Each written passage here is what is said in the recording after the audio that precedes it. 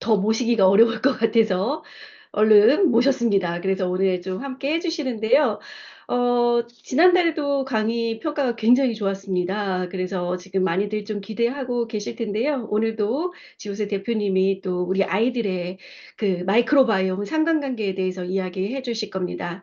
그러면 우리 지오세 대표님 나오시면 큰 박수로 또 화면을 통해서도 그리고 댓글을 통해서도 또 큰 환영 부탁드리겠습니다. 지오셉 대표님 나와 주세요. 네. 대표님께서 화면 공유해 주고 계십니다. 예, 안녕하세요. 저 HM파마 대표이사 지호셉입니다. 안녕하세요. 이거 화면 공유 잘 됐을까요? 예. 예. 오늘은 매번 언제나 하다 보면은 마지막에 그 질의응답 시간에 가는 게 무척 좋더라고요. 오늘은 여러 번 들어보셨던 분들도 꽤 있을 테니까 가급적이면은 가장 핵심이 되는 내용 위주로 좀 설명드리고 마이크로바이옴과 우리 아이 건강, 성장과의 상관관계에 있어서 마이크로바이옴, 그리고 면역계에 대한 교육, 그리고 면역계가 교육이 됐음에도 불구하고 문제가 생기는 장누수에 대한 현상, 장누수가 촉발하는 근육과 성장 저해, 억제, 이런 것들, 그리고 어떻게 마이랩을 통해서 장내미생물의 다양성을 높일지, 이런 내용들에 대해서 하고, 마지막에 최소한 15분. 제가 매번 15분 하겠다고 말만 해놓고 5분도 질의응답을 못 하는데, 최소한 15분은 질의응답을 할 수 있도록 최대한 빠르게 좀 진행을 해보도록 하겠습니다.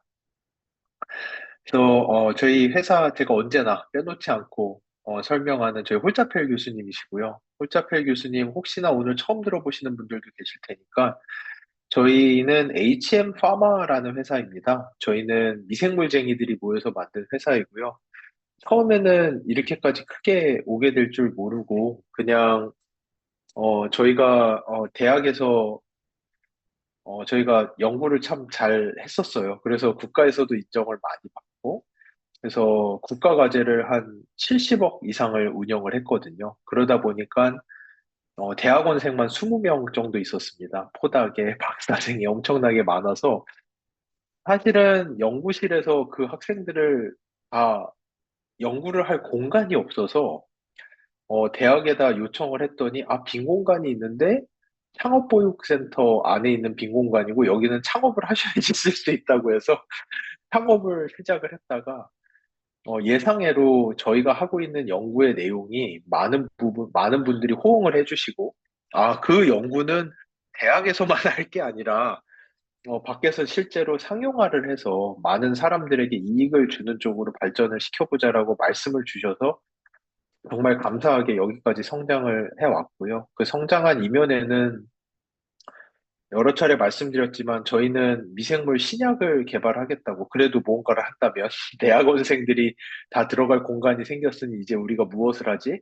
미생물을 이용한 신약을 하자라고 마음을 먹었고 그러던 와중에 저희 기술이 이제 글로벌 아메이 쪽에서 저희 기술을 보시게 되고 어차피 신약 회사이시니 뭐 독점을 달라 하셔서 20년 독점을 드린 것이 여기까지 오게 됐고, 지금은 신약 개발 회사들이 꿈꾸는 제품을 아베이와 함께 개발을 하게 됐고요. 하지만 제가 발표를 한다고 해서 제가 개발한 것들이 아니고요. 이 기술의 이면에는 여기 홀자펠 교수님이라는 분이 계세요. 저희 원래 회사 이름은 HEM이 도대체 뭐냐 이렇게 많이 물어보시는데 원래 첫 시작은 홀자펠 이펙티브 마이크로브스입니다. 그래서 홀자펠 교수님이 개발한 아주 효과가 좋은 미생물들을 하는 회사다라고 해서 HEM 홀자펠 이펙티브 마이크로브스에서 홀자펠 교수님이 너무 부끄럽다고 자기 이름은 좀 빼달라고 해서 지금은 휴먼 이펙티브 마이크로브스로 하고는 있지만 원래 시작은 홀자펠 이펙티브 마이크로브스였고요. 여러분이 지금 사용하고 계시는 마이랩에 들어간 기술은 뭐 제가 뭐 젊다면 젊고 늙었다면 늙었지만 이렇게 뭐 1, 20년에서 할 수 있는 기술의 제품은 아니고 사실은 수십 년의 기술의 축적이 필요한 제품이다 보니 홀자펠 교수님이 수십 년간 연구하시던 내용을 저희가 물려받아서 지금 출시를 한 제품이고요. 홀자펠 교수님은 미생물계에선 레전드 오브 레전드세요. 얼마 전에 프라하에서, 저도 프라하를 갔다 왔는데, 프라하에서 열린 세계 최대 프로바이오틱스 연합회에 이제 저도 그 과학 자문위원으로 들어가 있고 해서 이제 거기에서도 이번에도 상을 받으셨어요. 거기에서 그 미생물학자들이 다 너무 부러워하면서 홀자펠 교수님 이름이 미생물의 속이 되었다. 이거는 정말 역사적 순간이고 너무나도 자랑스럽다. 라는 그런 상을 받으셨을 정도로 독일의 연방연구소의 소장을 17년간 역임하시고 세계식품미생물연합의 회장을 하시고 여러분 다 아시는 락토바실루스 유산균이죠. 유산균에 들어가 보시면 이거는 구글 위키피디아 들어가 보시면 돼요. 들어가 보시면 홀자펠리아 속이 그 안에 가장 먼저 있을 정도로 미생물계에선 레전드 오브 레전드이신 이분이 세계에 세 개밖에 없는 기술을 만드셨고 그 기술 중에 하나가 여러분이 쓰시는 마이랩입니다. 그래서 그 기술을 이어받아서 연구를 했던 게 저였고요. 그래서 저는 테크니온 공대에서 이제 미생물 유전체학 이스라엘에서 연구를 했고요. 테크니온 공대는 그냥 아이스 브레이킹으로 첫 시작이니까 그 혹시 교회 다니는 분들은 아시겠지만 갈멜산 꼭대기에 있습니다, 대학이. 그래서 제가 숙소가 갈멜산 중턱에 있어서 매일 갈멜산을 오르며 다녔고요, 학교를. 제가 여러 학회에서 감사하게도 상을 많이 받았어요. 상을 많이 받았던 이유는 여러분들이 지금 쓰시는 마이랩이라는 제품이, 아니 도대체 이게 이렇게 좋다면 왜 아메이밖에 못해? 이게 이렇게 좋다면 왜 HM 파마밖에 못해? 라고들 많이 생각을 하시는데, 그게 현실이에요. 왜냐? 2000년대 중후반에 그 마이크로바이옴에 대한 여러 가지 결과들이 나왔어요. 이제 여기에 이제 영맘이다 보니까 흥미로운 주제로는 자폐 아이들. 자폐 아이들에게서는 여러분 아시나요? 자폐 아들은 과민성 대장증후군, 자폐 아이들의 7, 80% 이상이 과민성 대장증후군을 가지고 있어요. 자폐와 장 질환은 같이 가요. 그래서 연구자들이 먼저 연구했던 영역이 자폐 아이들을 봤더니 장내 미생물이 다르더라. 라고 했고, 많은 독일의 과학자들은 장 내에서, 이거는 정설은 아직 아닙니다. 장 내에서 일반적인 미생물들이 항생제에 의해서 균형이 무너지면 그 무너진 자리에 포모나 펑기 같은 그 유카리ot이죠. 이런 아이들이 원래 장에 많지 않아야 되는 아이들이 미생물이 사라진 공간을 노리고 들어가서 과도하게 증식을 하기 시작하고 근데 얘네는 뭐가 문제냐면은 독을 만들어요. 근데 그것이 뉴로톡신, 신경독소가 많습니다. 그러다 보니 얘네들이 만들어낸 신경독소에 의해서 뇌 세포질이 붕괴되면서 되는 것이 아니다. 이런 아직 정설은 아닙니다. 여러 개의 학설이 있고요. 그러다 보니 과학자들이 봤을 때 자폐 아이들은 자폐가 발병하기 몇 년 전부터 아주 태어났을 때부터 마이크로바이옴이 다르다라는 거를 많이들 봤어요. 그리고 성장이 다른 아이들. 특히 이제 방글라데시나 아프리카 쪽에서 콰시오카, 어렸을 때 못 먹은 아이들은 이 아이들이 딱 한 5살까지만 못 먹고, 그때는 유엔이 다행스럽게도 유나이티드 네이션이 들어가서 이 아이들을 구제를 해줘서 영양소를 엄청나게 주는데도, 그거를 5년을 줬는데도 아이들이 크지를 않는 거예요. 그래서 과학자들이 너무 이상해서 이게 도대체 왜 이러냐라고 나중에 연구를 해봤더니 결론은 5살까지 크면서 아이들은 육체는 크는 것 같았지만 장내 미생물이 전혀 성장하지 못했고, 그래서 아이들이 사람들이 연수로 계산하는 거는 10살이 됐음에도 불구하고 장내 미생물의 나이는 5살밖에 안 됐고, 근데 정말 놀랍게도 장내 미생물의 나이가 5살이면 신체의 장기의 크기나 키라든지 뼈의 굵기 같은 것들이 실제 10살짜리 애가 5살짜리 애 정도밖에 안 된다는 걸 알면서 많은 과학자들이 장내 미생물을 바꾸는, 그래서 지금은 그 빌앤 멜린다 게이츠 재단에서도 장내 미생물 연구를 해요. 이런 저개발 국가에 가서 애들한테 무조건 영양소를 줄 게 아니라 장내 미생물을 바꾸고 영양소를 줘야지만이 아이들이 성장한다라는 게 그들이 이미 알고 있는 내용이고, 제가 얼마 전까지 안철수 국회의원이라고 해야 되나요? 안철수 님이 운영하는 재단이 있어요. 동그라미 재단이라는 곳인데, 거기서 제가 이제 심사위원이거든요. 그래서 이제 거기에서도 최근까지 서울대 교수님이 아프리카 저개발 국가 아이들에게 줄 수 있는 프로바이오틱스를 개발해서 장내미 생물의 나이를 올려서 애들이 영양소를 먹으면 실제 그 영양소가 이대 아메이 분들은 다 아시죠? 혈액까지 가게끔 해서 실제 아이들이 성장을 할 수 있게 하는 연구를 3년간 진행을 한 것도 제가 심사를 맡은 바가 있었을 정도로 이제 아이들의 성장, 어, 아이들의 인지, 뇌기능, 면역계 기능, 아토피, 그러니까 뭐 알러지, 장내미 생물에 의한 것이란 건 다들 알아요. 그게 2000년대 중후반에 이미 다 알았어요. 문제는 그럼 이제 장내미 생물을 어떻게 바꾸냐는 거예요. 바꾸고 싶은데 바꿀 방법이 없는 거죠. 그래서 그때 가장 많이 했던 게 많은 회사들이 장내미 생물은 너무나도 복잡해서 하나의 장기와 같아서 이거는 우리가 조종하는 게 아니라 다른 사람의 장기 이식하듯 다른 사람의 똥을 통째로 이식해야 돼. 라는 것이 대부분의 과학자들의 정설이었어요. 그래서 대부분의 회사와 대학은 장내미 생물의 이식으로 많이 갔고요. 그게 FMT라고 하죠. 다른 사람의 똥을 캡슐에 담아서 이제 그거를 캡슐로 먹는 형식을 많이 취했고요. 저희 같은 곳만 장내 미생물을 타겟팅을 해서 바꾸자. 시뮬레이팅 기술을 이용해서 바꾸자라는 것을 해왔고, 그거를 하면서 제가 참 많은 상을 받았어요. 예, 그래서, 제가 상 받은 게 2010년대 초반이거든요. 저희 연구는 2000년대 중반부터 했어요. 그게 지금 2022년에 저희가 출시했으니까 제 일생을 바친 걸 여러분들이 지금 사용하고 계시는 거예요. 제가 박사 때부터 상 받아가면서 개발했던 것들이 십몇 년이 지나서 여러분들이 제품으로 지금 쓰고 계시는 그 산물입니다. 예. 이, 잠시만요. 저희 혹시 계시는 소리가 들리시나요? 약간 진- 쪼끔씩 들립니다. 근데 뭐 이렇게 불편하지는 않으신 정도인가요? 아 죄송해요. 잠시만. 걔가 너무, 이렇게 제가 왜 저러는지. 잠시만요. 죄송합니다. 잠시만요.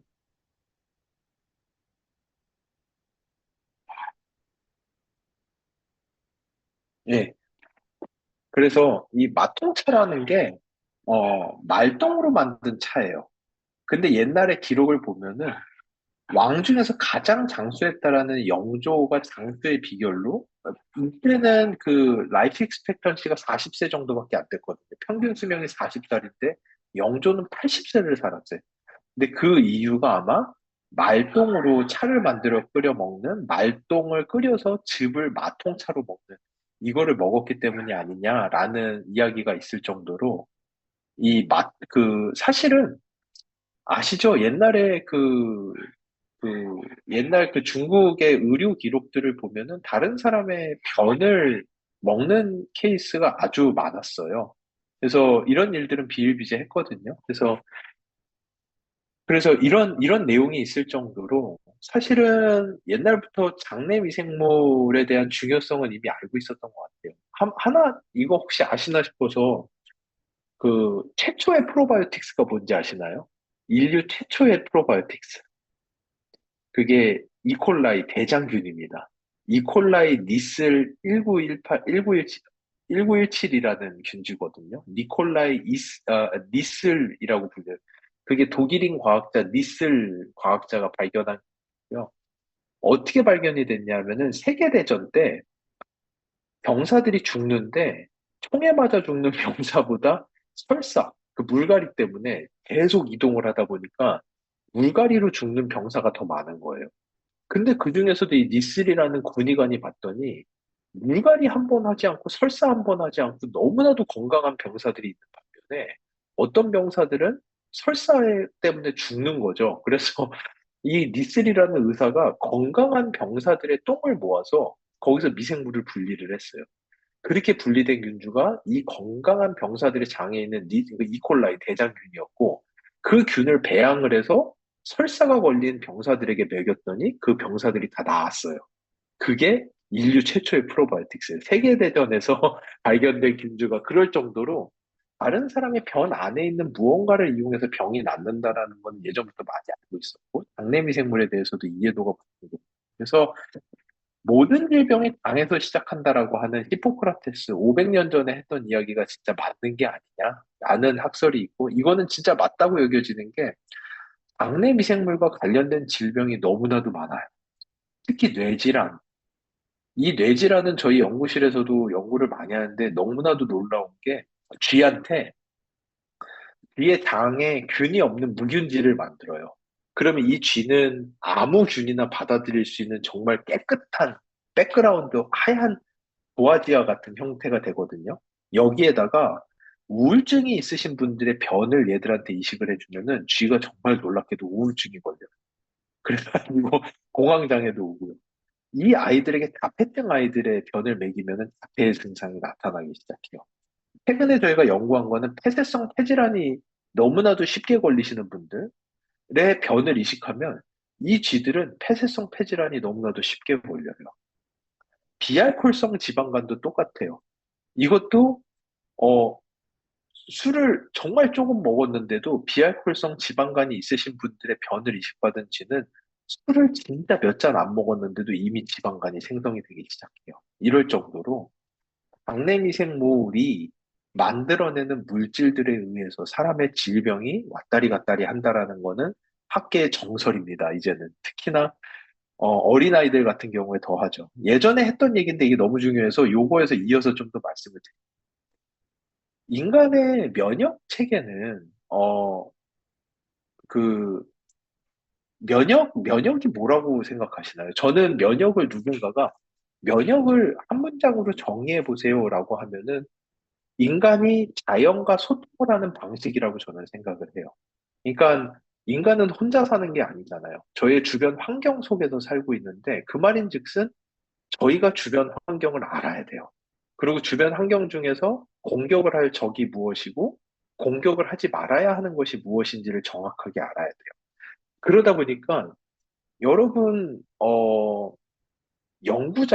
연구자도 그 예전에 말씀드린 것 같은데 암세포가 우리 몸에서 하루에 100만 개씩 암세포가 생기는 건 알고 계시죠?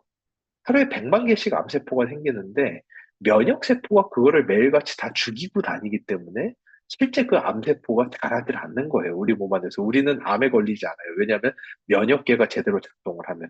근데 나이가 들면서 면역세포가 눈이 멀어서 바보가 되면서 암세포를 찾지 못하면은 암이 너무나도 쉽게 걸리기 시작하는 거예요. 그게 과학자들이 발견한 옛날에 이제 이론이었는데 어떤 과학자들은 60세쯤에 발동되는 스위치가 있어.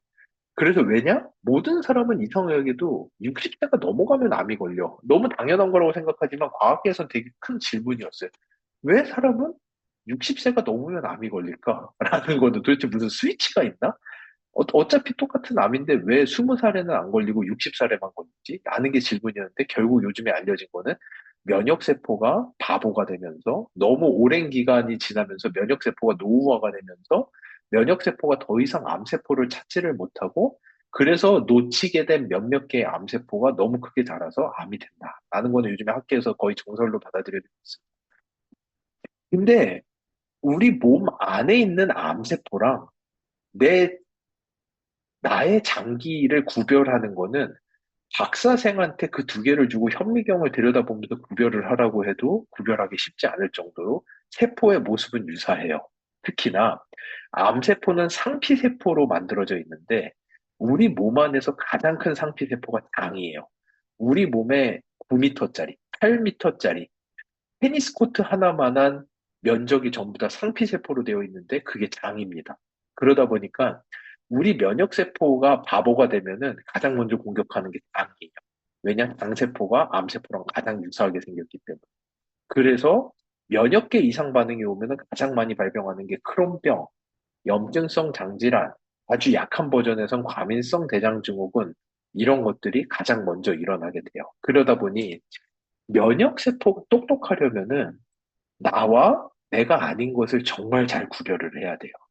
그런데 문제는 면역세포가 밖에 외출을 나갈 수가 없잖아요. 우리 몸 안에밖에 없잖아요.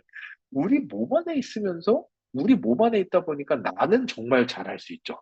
나는 매일 보고 있으니까. 근데 내가 아닌 거를 봐야 돼요. 그래야지만이, 이게 나고, 이건 내가 아니구나. 얘도 살아있지만 이건 내가 아니구나. 살아있다고 해서 다 내가 아니야. 이런 애들은 공격을 해야 돼. 이런 거는 공격을 하면 안 돼라는 거를 가장 잘할 수 있는 존재가 미생물이에요. 우리 몸 안에 있으면서도 밖에서 들어왔으면서도 우리 몸은 언제나 똑같은데 똑같지 않아. 매일같이 새로운 것들이 들어오는데 다 살아있는데 내가 아니야. 이런 것들을 우리 면역세포가 공부할 수 있는 것은 장내 미생물밖에 없어요. 그러다 보니까 우리 몸의 면역세포의 70%가 장 주변에 붙어서 장내 미생물을 보면서 매일같이 공부를 하는 거예요. 아, 얘는 살아있어, 돌아다녀. 근데 나는 아니야. 이런 게 내가 아니구나. 아, 이게 나구나. 그거를 알아야 되는 거고, 그게 18세, 솔직히 말씀드리면 16세 이전에 다 끝나요. 16세까지 장내 미생물을 얼마나 다양하게 해놓는지가 우리 면역세포가 얼마나 똑똑한지랑 거의 똑같아지는 거예요. 그러다 보니까 이 논문에서도 이야기하는 게 아기 면역세포의 아기 면역세포의 첫 교육, 엄마, 미생물, 그리고 놓친 기회들. 아기들 장으로, 16세 이전에 아기들 장으로 들어가는 물질들은 우리 면역세포의 백과사전이에요. 면역세포는 그거를 매일같이 구경하면서 이 세상에 무엇이 있는지를 구경을 하게 되고, 그럼으로써 우리 면역세포가 이 세상과 소통하는 법을 알게 돼요. 그게 우리 몸의 비밀인 거예요. 그래서 근데 문제는 이 어렸을 때 면역 체계의 특별한 점에 있어서 장내 미생물이 면역 체계를 교육하는 거 제가 방금 말씀드린 이게 안 돼 버리면은 아이들은 이 오퍼튜니티, 교육을 받을 수 있는 기회를 가진 아이들은 장내 미생물이 다양한 아이들이고 이 아이들은 건강한 이뮨 임프린팅, 각인이 새겨져요. 그러니까 각인이라는 거는 이제 아시겠죠? 면역세포가 교육을 많이 받은 거예요. 가방끈이 길어요, 얘네는. 그래서 서울대 출신이야. 그래서 쉽게 안 까먹고, 아, 이건 암세포야. 이건 나야. 이걸 왜 공격해? 야, 이건 땅콩이잖아. 뭐 굳이 이런 걸로 발작을 해. 알러지 같은 거 필요 없어. 야, 미세먼지에 왜 이렇게 발작을 해? 서울대 나온 애들인 거예요. 너무 똑똑해. 어렸을 때 다이버스 마이크로브가 있으면. 근데 어렸을 때 미생물들을 너무 많이 잃어버린 아이들은 교육을 받을 기회가 없고, 그러면은 패솔로지컬 이뮨 임프린팅. 그러면은 병적인 면역 체계가 이 아이들에게 각인이 새겨지고 반복기가 길죠. 지금은 몰라요. 근데 40세가 넘어가면서 우두두두두 대사질환, 당뇨, 자가면역질환, 크론병, 과민성 내장증후군, 류마티스 관절염, 염증성 장질환 난리가 나는 거죠. 그러고 너무나도 당연히 이런 아이들은 암에 걸릴 확률도 나이가 들었을 때 월등히 높아요. 면역세포가 암세포인지 장세포인지 당연히 구분을 하질 못해요. 그러다 보니까 요즘에는 젊은 나이에 대장암 정말 많죠. 이 암세포가 장에 붙어 있으면은 면역세포가 얼마나 똑똑해야지 그 둘을 구별을 할까요? 그러니까 정말 요즘에 뉴스 기사 보시면 40세의 암 발병자가 너무 많아요. 이런 거는 이미 너무 보편화되어 있잖아요. 그럴 수밖에 없는 거예요. 면역세포가 그 암세포를 찾을 수가 없습니다. 그래서 이 패솔로지컬 이뮨 임프린팅, 각인이 새겨지는 거죠, 그 아이들에게. 그럼으로써 이 과학자들이 이야기하는 것과 같이 우리가 50년대에 사람들이 너무나도 많이 죽던 이 질병들을 없애기 위해서 그동안 항생제, 항바이러스제를 너무나도 많이 써왔고, 그래서 이제는 류마티스 피버, 튜버클로시스, 뭐 결핵 이런 걸로 죽는 사람은 없다. 이런 거는 다 점령됐는데 이거 죽인다고 없애버린 장내미생물 때문에 사람의 면역 체계는 다 바보가 됐고 그럼으로써 이제는 1950년대에는 있는지도 몰랐던 질병들이 이제는 너무나도 많아져가지고 요즘에 크론병 걸린 사람 주변에 너무 많죠. 진짜 15년 전만 해도 주변에 염증성 장질환이에요 하면 그게 뭐예요? 라고 묻는 사람이 많았어요. 근데 요즘에는 거의 열에 한 명은 염증성 장질환에 크론병이에요. 유씨에.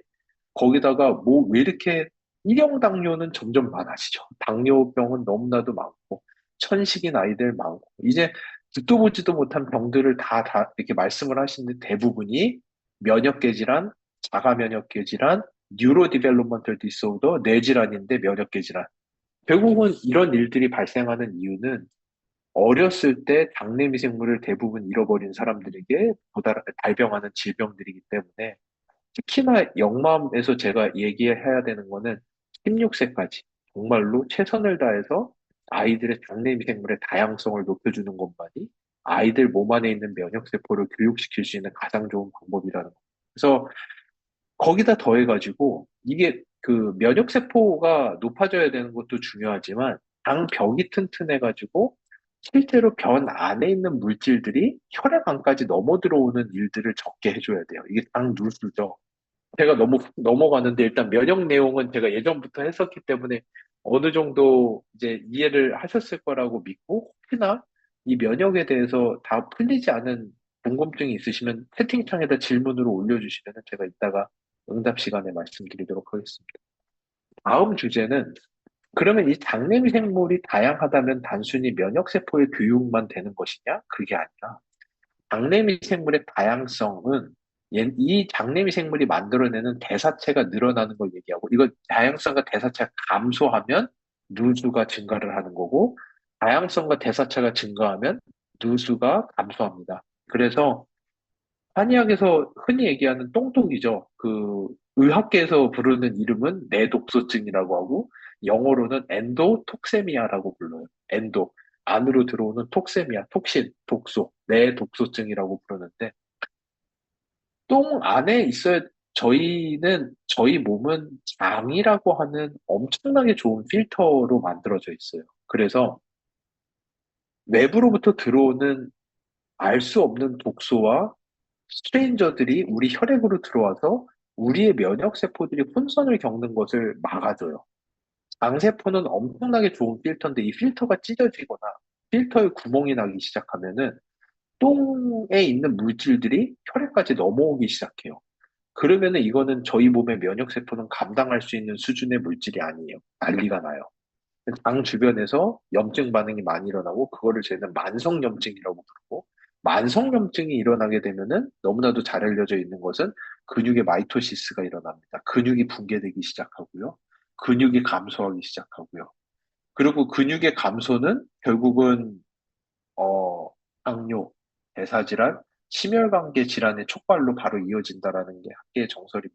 그래서 장 누수를 막을 수 있는 방법은 장내미 생물의 다양성이 증가하고 이들이 만들어내는 대사체, 그중에서도 단체지방산이 증가함으로써 아이들의 장벽이 튼튼해지고 영양소만 우리 몸이 쏙쏙 빨아 들어가고 영양소와 함께 똥 안에 들어있는 독소는 같이 들어가지 않는다. 그것이 장내미 생물의 다양성이 높아야 되는 아주 중요한 이유. 아이들 같은 경우, 이 논문에서도 똑같은 얘기예요. 장내 미생물의 미생물이 줄어들고 다양성이 줄어들고 그러면은 단세지방산이 나오지 않게 되고 그러면은 간에도 문제가 생기고 근육에도 문제가 생긴다. 이게 이 논문에서도 이야기를 하는 바이고요. 이 내용은 계속 이어집니다.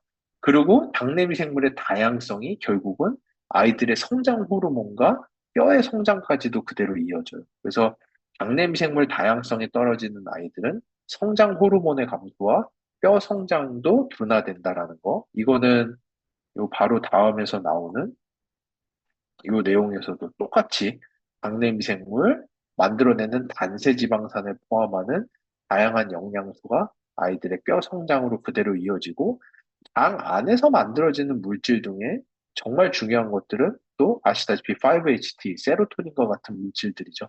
멜라토닌, 트립토판, 멜라토닌, 세로토닌, 인돌 이 모든 것이 트립토판에서 시작해서 미생물들이 쪼개서 만드는 그 많은 물질들인데 패스웨이 하나에 다 들어가 있는데 그 패스웨이 하나에 다 들어가 있는 게 멜라토닌 아시죠?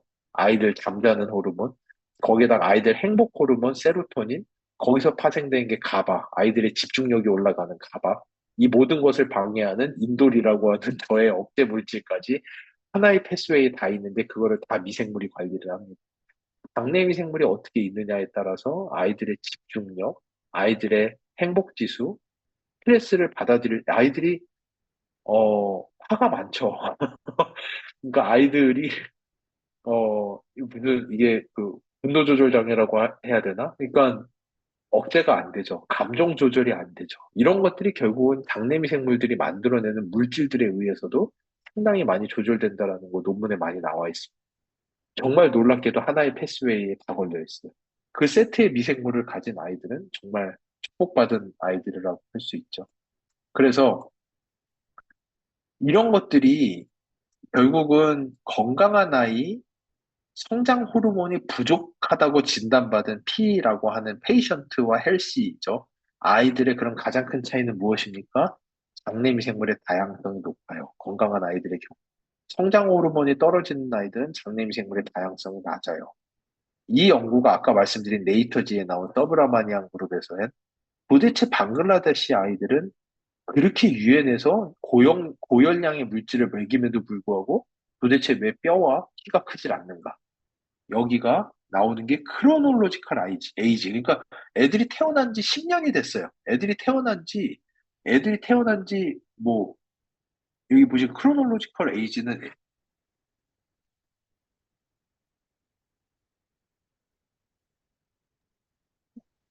대표님, 마이크가 꺼졌습니다.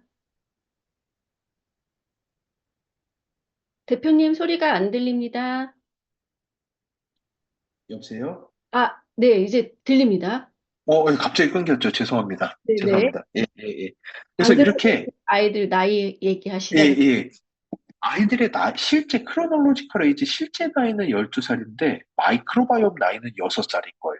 이런 아이들은 실제로 뼈의 크기와 키가 뼈의 두께와 키가 6살 아이와 유사하다. 그러니까 내가 태어난 지 몇 년 지난 게 몇 년 지난 게 문제가 아니라 내 장내 미생물의 나이가 몇 살인지가 아이들의 성장에는 훨씬 더 중요하다라는 게 이 논문의 내용이었습니다.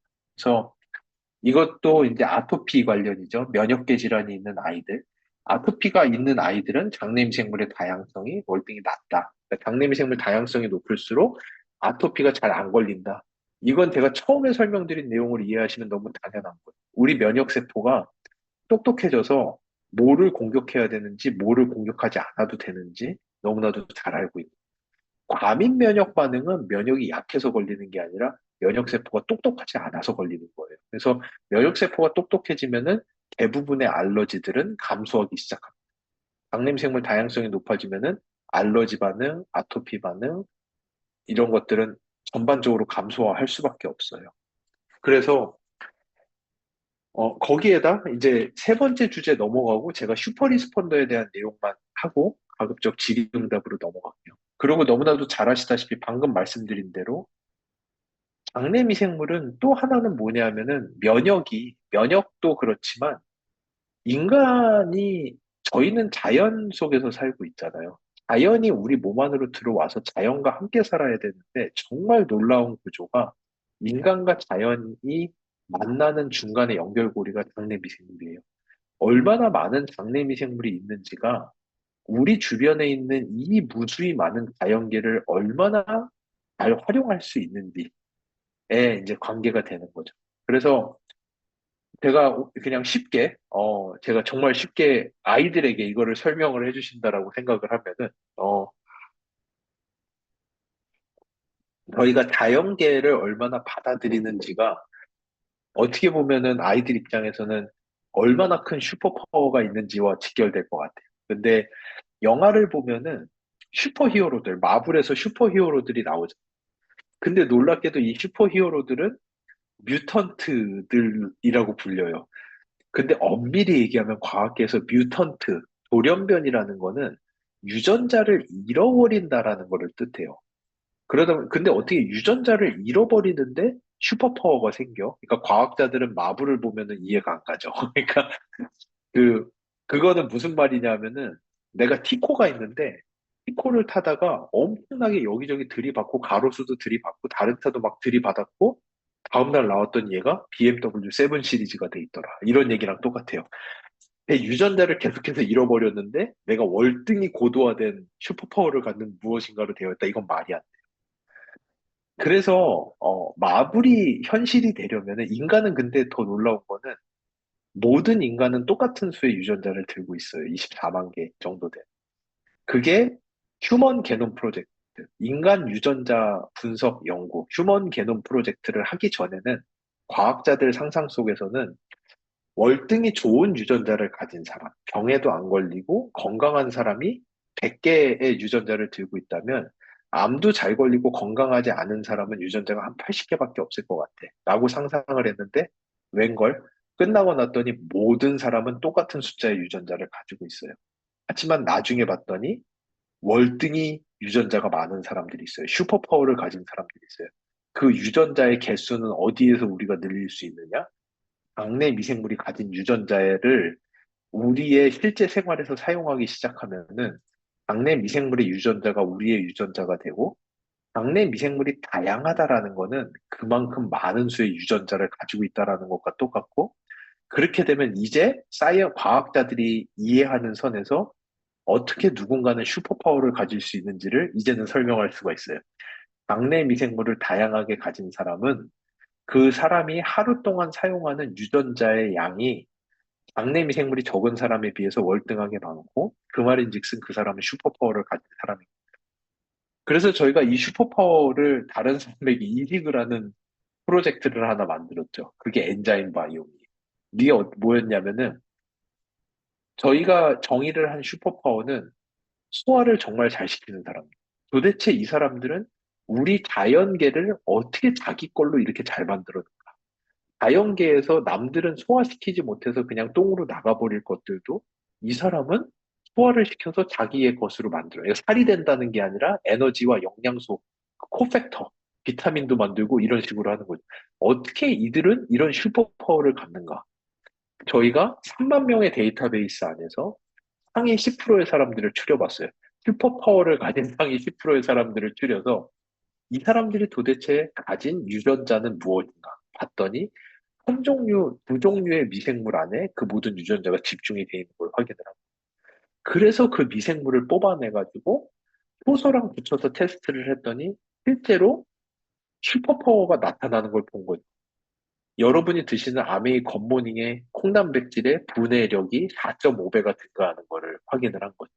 그래서 저희가 그 미생물을 엔자임이랑 같이 넣어서 출시한 제품이 엔자임 바이옴을 드시면은 어떻게 보면은 아메이 안에서 상위 10%의 슈퍼파워를 가지신 분들의 유전자를 여러분들이 받아들이시는 거예요. 가져가시는 거예요.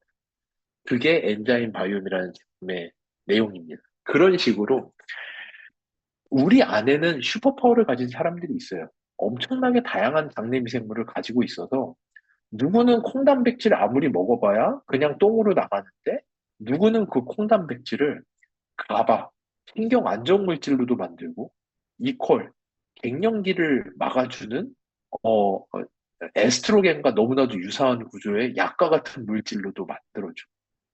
누구는 석류를 먹으면 그냥 다 똥오줌으로 나가는데 누구는 석류 안에 들어있는 엘라직산을 누로리티네이로 바꿔서 근육도 막 늘어나기 시작하고 뇌도 건강해지기 시작하고 이게 슈퍼파워잖아요. 똑같은 걸 하는데 누구는 슈퍼파워가 있는 거예요. 그래서 그 슈퍼파워가 있는 사람들을 저희는 슈퍼 리스펀더라고 부르고 그 슈퍼 리스펀더들의 유전자를 지금 추리고 있어요. 그래서 제품에다 섞어서 그 유전자의 캐리어는 미생물입니다.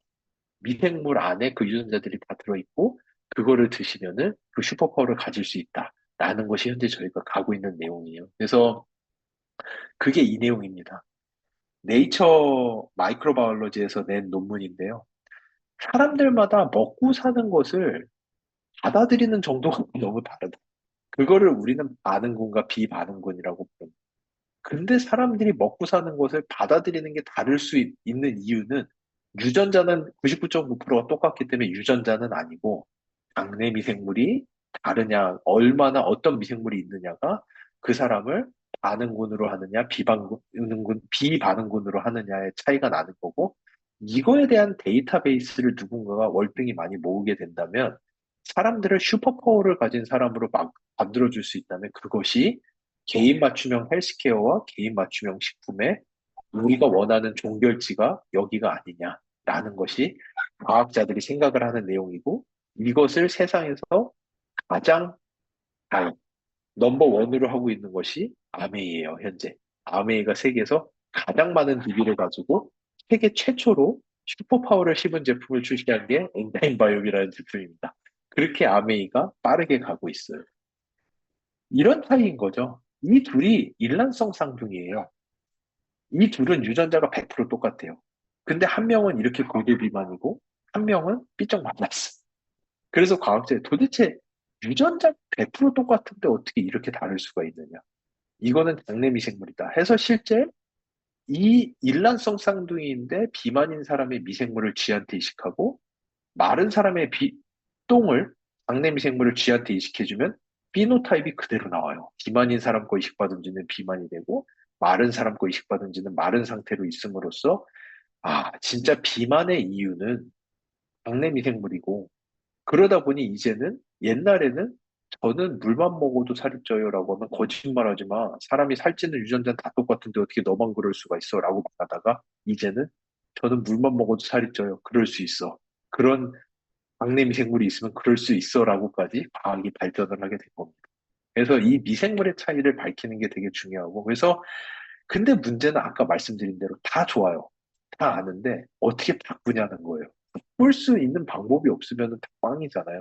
이거를 바꿀 수 있는 방법은 홀자펠 교수님이 개발하신 피마스라는 기술이 있어야지만이 하는 것이고 그것이 채택된 제품이 마이랩이라는 제품이고 그게 피마스라는 기술이고 그래서 마이랩은 유전자 분석, 대사체 분석, 피마스를 통해서 6개의 제품 중에 하나만 들어갔음에도 불구하고 나비 효과를 일으켜서 나의 장내 미생물의 다양성을 실제로 유의적으로 높일 수 있는 우리나라의 모든 제품은 다 1세대 기술을 씀에도 불구하고 마이랩만큼은 1세대, 대사체 2세대에 피마스 3세대 기술까지 다 씀으로써 전 세계의 유일한 장내 미생물을 실제로 다양하게 바꿔버릴 수가 있는 솔루션이 있는 제품이 전 세계에 마이랩밖에 없는 그게 홀자펠 교수님의 기술로서 개발한 제품인 거고요.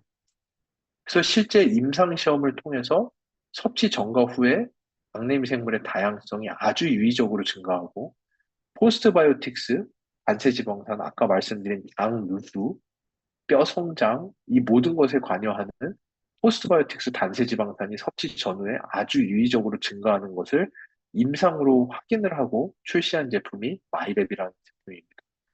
이거는 내가 뭐가 안 좋으니까 먹어야지가 문제가 아니라 현대인들은 장내미생물을 잃어버릴 수밖에 없어요. 저희가 매일같이 먹는 음식 안에 있는 방부제부터 가끔 먹는 항생제부터 아이들이 매일같이 먹는 인스턴트 식품 안에 있는 그 많은 방부제, 환경오염, 그리고 이제는 더 이상 저희가 자연계에서 미생물을 예전만큼 많이 받아들이지를 못해요. 인위적으로 높여주는 게 너무나도 중요한 세상이 됐어요. 이 모든 것에 가장 잘하는 게 마이랩. 전 세계에서 가장 유일하게 잘하는 게 마이랩이고요. 이렇게 다양성을 높인다는 게 이게 왜 아직 이게 전 세계 최초의 제품이기 때문에 건강기능성 식품인 거지. 사실은 의약품이 다 하고자 하는 게 다양성을 높이는 거예요. 이 논문이 뭐냐면은,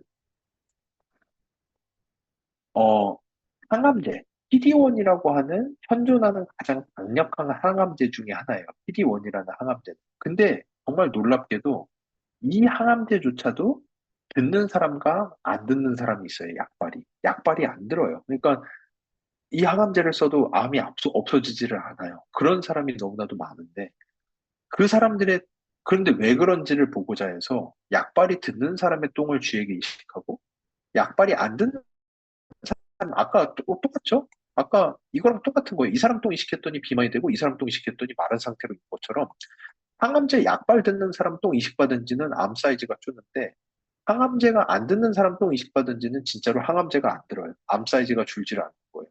그래서 이 둘의 차이가 뭔지를 봤더니 결국은 항암제가 듣는 사람은 장내미생물의 다양성이 월등히 높다라는 게 이 논문의 내용이에요. 저희가 하고 있는 마이랩을 그래서 셀트리온이 저희 회사에 투자를 했어요. 셀트리온은 항암제를 만드는 회사거든요. 셀트리온에서 이 마이랩 같은 거를 할 수 있다면 얼마나 좋을까요? 자기네 항암제랑 마이랩과 같은 거를 붙여서 판다면 항암제의 효과가 월등히 높아질 거잖아요. 얼마나 좋을까요?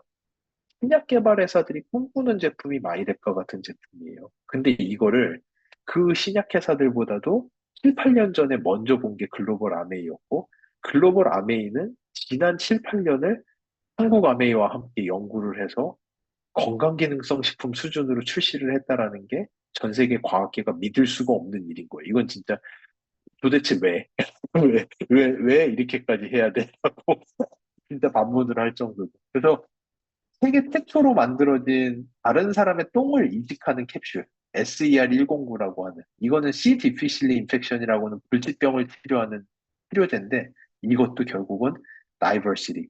장내미생물 다양성을 높이는 게 목적이에요. 근데 높일 수 있는 방법이 없기 때문에 장내미생물이 다양성이 높은 헬시 도너, 건강한 기증자의 똥을 그대로 캡슐에 담아서 이거를 먹는 게 유일한 방법이에요.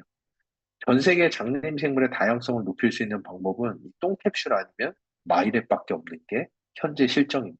그렇기 때문에 여러분들이 지금 사용하시는 마이랩이라는 제품이 얼마나 엄청난 기술을 가지고 있는 건지, 그리고 왜 아이들에게서 더욱더 장내미생물 다양성을 높일 수 있는 솔루션이 있다면은 이거는 진짜 묻지 말고 해야 되는 이유가 있는 거죠. 다양성만 높일 수 있다면 아이들의 평생의 면역계에 각인을 새기는 과정이기 때문에 이제 여러분도 다른 사람들에게 면역력이 높아야 돼, 홍삼 먹어야 되나? 이런 수준의 이야기를 하시면 안 되고요. 그 면역력 높아서 뭐하게? 그 면역세포가 네 몸 공격하기 시작하면 어떡할래? 뭐 100만 대군 있다고 해서 그 100만 대군이 꼭 적만 공격해? 네 몸을 공격하기 시작하면 그건 진짜 대책이 없는 거야. 면역세포가 똑똑해야 돼. 면역세포가 나와 내가 아닌 것을 보고 공부를 하는데 내 몸 안에 내가 아니면서 살아있는 건 미생물밖에 없어. 그래서 면역세포의 70%가 장 주변에 붙어서 공부를 하는데 16살까지가 서울대 갈 수 있는 기회야. 16살이 아직 안 됐다면 기회가 있으니 마이랩을 통해서 장내미생물 다양성을 높여주는 게 이 아이가 40살이 넘어서 대사질환, 당뇨, 자가면역질환, 류마티스 관절염, 암, 이 모든 질병에 각인을 새기지 않게 해주는 부모가 해줄 수 있는 가장 좋은 역할이라는 거를 여러분들이 아시고 다른 사람들에게도 이제는 이 수준의 이야기를 하실 수 있는 때가 된 것 같아요. 이제는 저희가 뭐,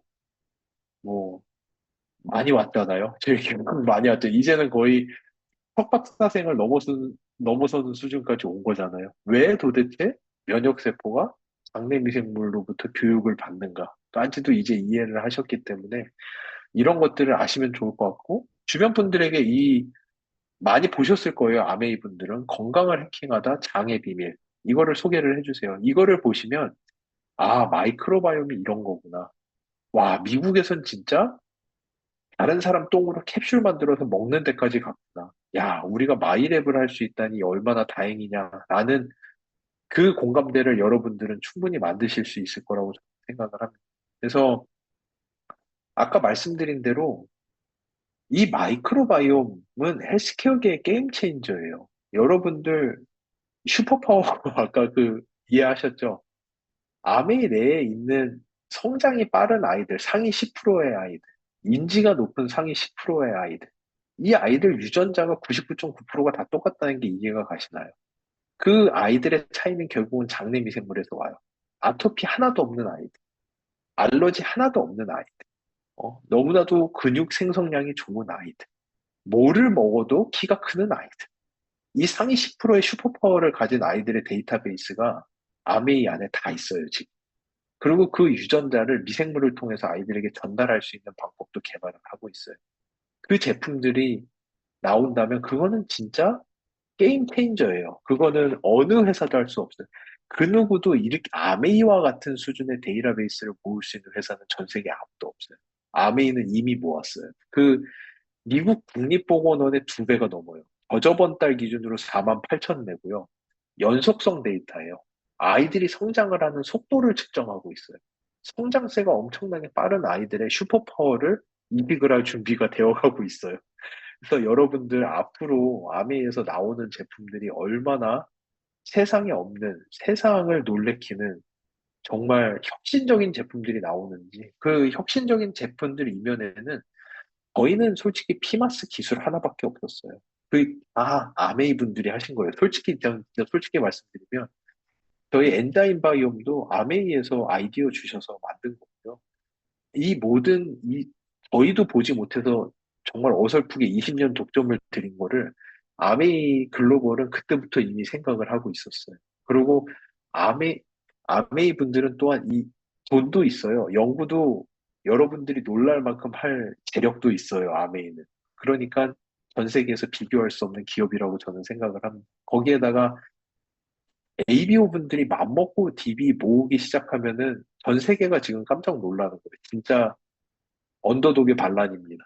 정말 아메이 분들이 마음 먹고 DB 모으기 시작하면 미국 국립보건원은 저리 가라라는 걸 전 세계가 알기 시작했어요.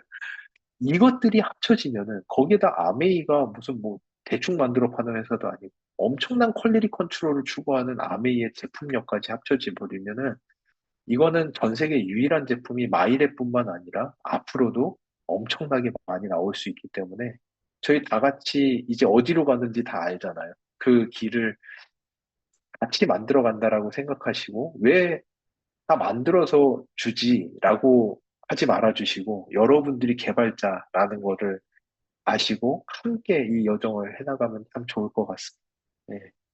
제가 막판에 너무 말이 빨라졌어요. 제가 약속 한 15분을 오늘도 지키지 못했지만 10분이 남았거든요. 제가 채팅방을 보고 질의응답을 조금이라도 할 수 있도록 해보겠습니다. 감사합니다. 네. 네.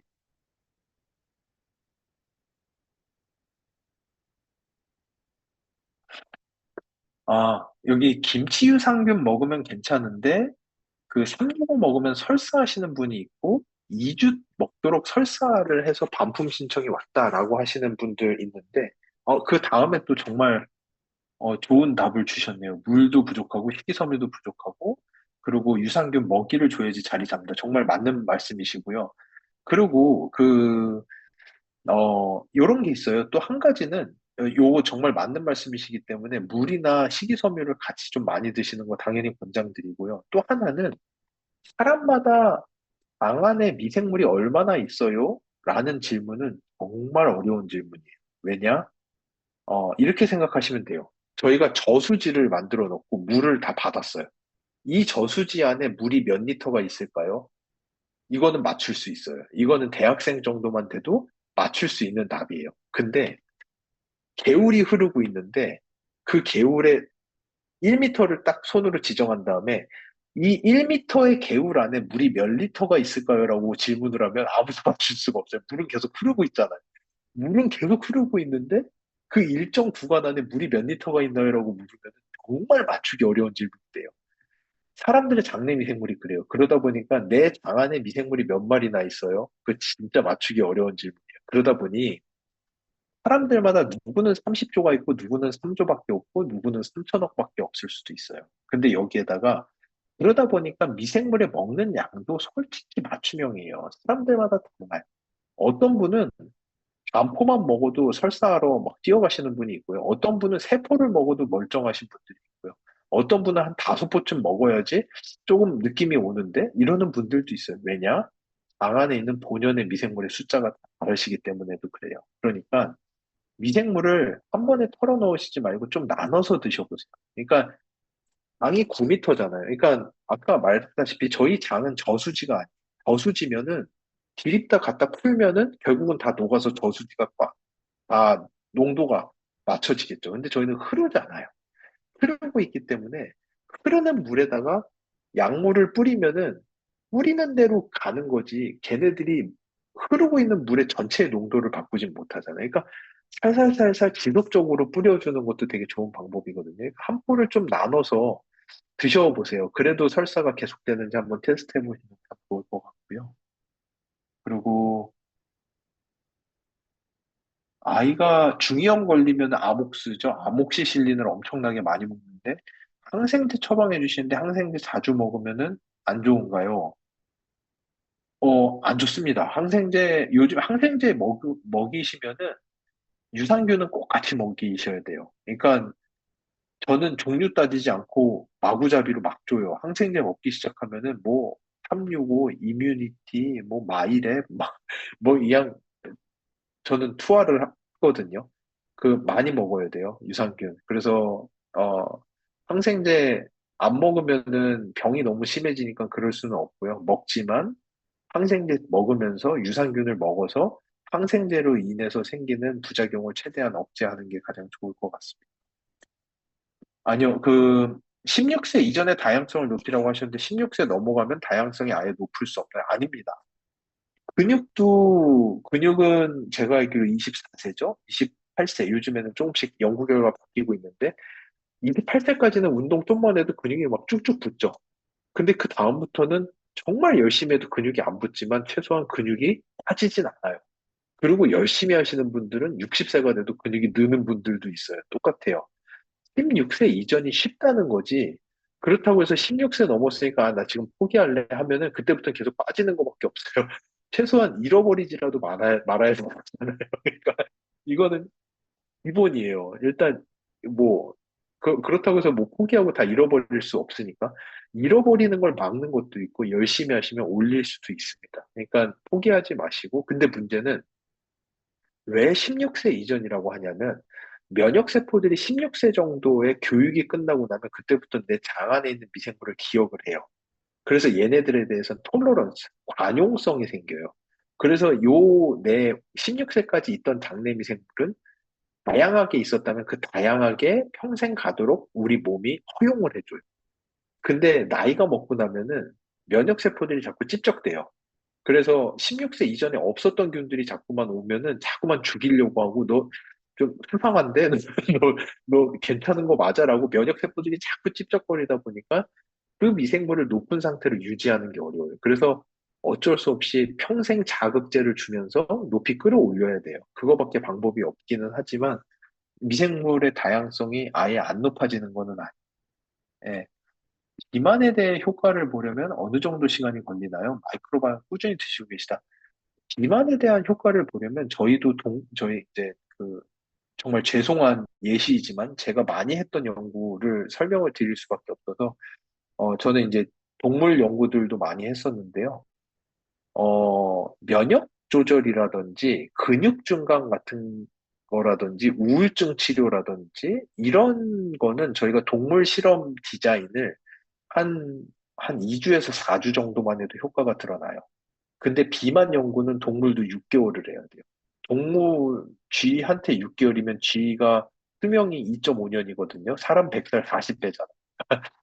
사람은 뭐 24년까지 할 수는 없지만 동물을 6개월을 하면은 동물은 거의 일생을 저희가 연구를 하는 수준이에요. 그러니까 죄송하지만 이게 비만 쪽은 저희가 보통 얘기하는 알터네이티브 패스웨이라고 살 빼는 게 왜 어렵냐면은 살이 찌는 경로 하나를 막으면은 우리 몸에 살이 찌는 경로는 수십 개예요. 하나를 막으면 다른 쪽을 통해서라도 살은 쪄요. 그러다 보니까 오래 걸려요. 그게 좀 문제예요. 그래서 좀 지속적으로 하시는 것밖에는 현재로서는 방법이 없을 것 같습니다. 예. 어, 그 하루 한 포 섭취와 여러 포 섭취할 때 미생물의 변화가 다를까요? 당연히 처음 말씀드린 것처럼 우리나라 식약처는 100억을 권고해요. 하지만 평균이에요. 근데 평균 실종인 거 아시죠? 사람들이 다 똑같지 않습니다. 자기에 맞는 양이 있어요, 솔직히 마이크로바이옴도. 그래서 여러모로 테스트를 해보셔야 되고, 아까 제가 왜 내 장 안에 미생물이 얼마나 있는지 궁금했냐면은 농도도 개인 맞춤형으로 가고 싶었어요. 누구는 50억, 누구는 20억, 누구는 80억 이러고 싶었는데 정말 어렵더라고요. 한 사람 장 안에 미생물이 얼마나 있는지를 맞추는 거는 극도로 어려워요. 그래서 저희도 이 부분은 일단 현재로서는 각자 좀 맞춰가시는 게 좋을 것 같아요. 좀 테스트를 해보세요. 드셔보시면 딱 느낌이 오죠? 이제, 아, 난 두 포다. 난 아침에 한 포, 저녁에 한 포다. 아, 나는 반 포씩 좀 나눠 먹어야 되겠다. 이런 것들이 좀 있거든요. 그래서, 어, 마이랩 결과 포스트바이오틱스 균형이 상위 20%, 건강 관련 장내 미생물이 평균 대비 다 낮다. 상위 20%면 장내 미생물이 건강하다는 거 아닌가? 일반론에 대한 일반론의 오류예요. 그러니까 그 장내 미생물 포스트바이오틱스 균형은 장내 미생물이 만들어내는 개사체의 양이 많은 거예요. 그러니까 장내 미생물이 감사하게도 유익한 물질을 만들어내는 기능이 상당히 좋다라는 뜻입니다. 그러니까 이런 거는 있을 수 있어요. 장내 미생물 다양성이 엄청 높음에도 불구하고 포스트바이오틱스가 되게 낮을 수 있어요. 왜냐? 이분은 공장은 100억짜리 공장을 지어놨는데 가동률이 안 나오는 거예요. 그래서 이게 공장이 뭐 노조 파업을 하는지 항생제를 드셔서 직원들이 다 쓰러졌는지 아니면 뭐 방부제를 엄청나게 먹어서 직원들이 다 파업을 하고 집에 갔는지 아니면 원료를 넣어주지를 않아서 직원들이 다 앉아서 원료가 안 들어와서 놀고 있는지, 아까 처음에 말씀해주신 식이섬유나 이런 프리바이오틱스, 공장이 돌려면 원료도 있어야 되고, 전기도 있어야 되고, 직원들도 있어야 되고, 다 궁합이 맞아야 되는데, 공장은 100억짜리, 다양성은 엄청 높아. 근데 뭔가 하나가 안 돼서 생산이 안 돼. 그래서 포스트바이오틱스가 엄청나게 낮아. 이런 분들은 내가 항생제를 먹었나? 방부제를 엄청나게 많이 먹나? 내가 미생물들의 먹이를 충분히 안 주나? 내가 파이토뉴트리언트를 안 먹나? 이런 것들을 좀 고민해 보시면 좋을 것 같고요. 포스트바이오틱스 균형이 좋다라는 거는 미생물들이 만들어내는 영양소가 좋다라는 거지, 그렇다고 해서 미생물들의 종류가 다 좋다라는 뜻은 절대 아니에요. 그럼에도 불구하고 질병과 관계가 되어 있는 미생물들은 많을 수 있어요. 그리고 또 하나, 아직 과학적으로 저희가 아직 접근하지 못한 거, 다양성이 높다라는 거지, 좋은 미생물의 다양성이 높아요. 또는 다양성은 높지만 이 중에서 몇 프로가 안 좋은 미생물들이기 때문에 여기까지는 저희가 아직 못 갔거든요. 거기도 저희 데이터베이스를 통해서 앞으로 가야 할 영역. 그러다 보니 꼭 포스트바이오틱스나 다양성이 높다고 해서 그 구성도 되게 좋다라고 말할 수는 없습니다. 그래서 그런 식이었으면 저희가 결과 한 그래프 하나로 끝냈을 거예요. 근데 그래프를 하나로 끝낼 수가 없어서 여러 개의 그래프로 만들어 놓은 것이기 때문에 그렇게 생각해 주시면 좋을 것 같고요. 제가 뒤쪽부터 했어야 되나? 죄송해요. 앞쪽을 가다 보니까 질문이 너무 많아서 다 못할 것 같은데요. 제가 뒤쪽 질문 한두 개만 하고 마치겠습니다. 그, 양이 얼마나 맞는지 본인이 어떤 기준으로 판단할 수 있는가요? 일단은 양의 크기가 작다면 미생물의 양도 작죠. 그러니까 어린아이들 같은 경우는 조금 적은 양으로부터 시작해보는 게 좋을 것 같고요. 좀 덩치가 있는 남자 성인분들이라면 조금 많은 양으로 시작을 해보셔도 될 것 같고, 그거는 자기가 드시고, 일단은 뭐 약간 좀 갈증이 난다든지, 이거는 미생물들의 활동이 되게 활발해졌다라는 거거든요. 장에서 미생물 활동이 활발해지면은 미생물이 물을 되게 많이 써요. 얘네는 물을 되게 많이 줘야 돼요. 그래서 미생물 드실 때, 유산균 드실 때 물을 좀 많이 드세요. 물을 많이 드셔야 되고요. 물이 갈증도 나고, 다음날에 배변 패턴도 좀 바뀌고, 이런 거를 조금 가늠하시면서 이렇게 보시면 좋을 것 같아요. 우울증이 마이랩으로 호전이 있을까요? 일단은 장내 미생물의 다양성이 증가하면 우울증 자체가 좋아진다는 거는 이미 알려져 있어요. 특히나 우울증 치료제 SSRI, 프로작, 프롭사틴 이런 약들의 반응도가 장내 미생물의 다양성이 높아지면 반응도도 훨씬 더 좋아진다는 논문들도 있기 때문에 저희가 지금 우울증 치료제로 개발하고 있는 미생물이 마이랩에 들어가 있지 하지만 장내 미생물 다양성이 좋아지면은 우울감 개선에도 효과가 있을 수 있고, 특히나 가바라든지 세로토닌의 생성이 다양성이 높으시면 더 많아질 거기 때문에 그런 쪽으로도 도움을 받으실 수 있습니다. 마지막 하고 마치겠습니다. 왜 이 마이랩을 3세 이상부터 하는 이유가 있나요? 36개월 이전의 아이들의 검사 여부는 어떻게 될까요? 하셔도 돼요. 하지만 36세가 되기 이전에는 장내 미생물이 너무나도 빨리 변해요. 그래서 저희한테 뭐라고 하지만 말아주세요. 이게 36개월 이전에 검사하시면은 첫 번째 검사와 두 번째 검사가 이거 얘네 잘못 검사한 것 같은데 이게 어떻게 애가 이렇게까지 변해? 라고 하실 가능성이 높아요. 36개월 이전엔 장내 미생물이 정말 빠르게 변해요. 왜냐? 우리 몸이 그걸 허락을 해줬어요. 왜냐? 다양한 미생물을 만나서 면역세포를 교육을 시키려다 보니까 우리 몸의 면역세포가 막는 게 없어요. 그냥 다 받아들이고. 그러니까 막 1, 2주 안에도 장내 미생물이 엄청나게 바뀌어요. 그러다 보니 맞춤형은 언제나 최소한 6개월 동안 좋은 효과를 내줘야 되는데 솔루션에 대한 적합도도 자꾸만 바뀔 수밖에 없다 보니까 가급적이면 마이크로바이옴이 안정기에 접어든 36개월 이후에 하셔라고 하는 거를 추천을 드리고요. 그러니까 저희가 마이랩을 하면서 정말 많은 해프닝들이 있었어요. 이게 분석을 하는데 분석치가 절대 안 나오는 거예요. 와, 저희가 이런 일이 정말 흔치 않은데 분석치가 너무 안 나와서 정말 죄송하지만 저희가 재체변을 요청드리는 케이스 많지 않잖아요. 정말 죄송하지만 이분은 마이크로바이옴 상태가 너무 안 좋아서 분석이 안 됩니다. 재체변을 한번 부탁드릴게요. 라고 했더니 너무나도 슬픈 소식을 들은 게 그분이 돌아가셨다는 거예요. 몸이 너무 안 좋으셔서 그때 어떻게든 마이랩을 해보시려고 변을 체변을 해서 보냈는데, 그러고 결과지 나오기 전에 사실은 돌아가신 거예요. 너무나도 안타깝지만. 그 정도로 사실은 마이랩의 결과를 통해서 건강 상태를 보는 것들은 나와요. 장 안에 있는 미생물은 거짓말하지 않아요. 사람은 거짓말을 해도 저는 미생물이다 보니까 미생물은 거짓말하지 않아요. 그러니까 여러분들 마이랩 통해서 조금이라도 내가 몰랐던 나에 대해서 조금 더 이해하시고, 그리고 그거에 맞춰서 다양성을 높이는 것들을, 특히 아이들 너무 간과하지 마시고, 우리의 똥잘싸라고 해서 간과하지 마시고, 조금 알러트를 가지고 이런 것들을 주변에 전파해 주시고, 아이들의 면역세포 교육도 잘 해주시면 참 좋을 것 같습니다. 제가 15분 약속 지키려고 10시 5분까지 했습니다. 예, 감사합니다.